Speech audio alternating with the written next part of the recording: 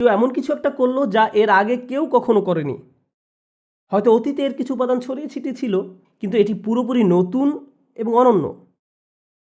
আপনি এটাকে মোজার্টের সঙ্গে তুলনা করে বিচার করতে পারবেন না। এটা ভিন্ন।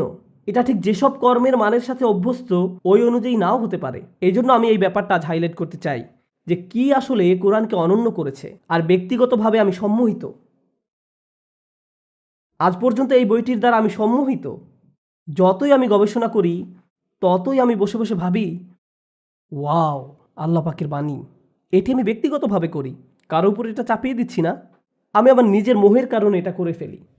যারা জানে না তাদের জন্য বলছি, ইসলামিক স্টাডিজ কয়েকটি বিষয় বিভক্ত।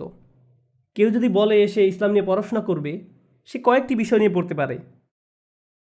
আরও 15 বছর আগে আমি সিদ্ধান্ত নিয়েছিলাম যে আমি শুধু আরবি ও কোরআন পড়ব। আর এই দুইটা বিষয় নিয়ে আমি এতই মুগ্ধ যে আমি আর কোনো কিছু নিয়েই পড়াশোনা করিনি।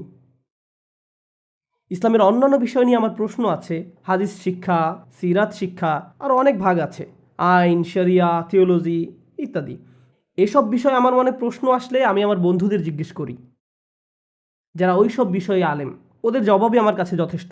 এসব বিষয়ে আমার প্রাথমিক জ্ঞানটুকু আছে, কিন্তু কোরআনের ব্যাপারে আমি আমার নিজেকে সামলাতে পারিনি। আমি আপনাদের সাথে তার মাঝে কিছু কিছু ব্যাপার শেয়ার করতে চাই, আপনাদের অন্তত কিছু ধারণা দেয়া যে কেন কোরআন সাহিত্যিক দিক দিয়ে অনন্য। আপনাদের তো বলেছিলাম এটা কি প্র্যাকটিস ছিল, মৌখিক না লিখিত? মৌখিক। তাহলে এটি একটি মৌখিকভাবে সংরক্ষিত টেক্সট। এখন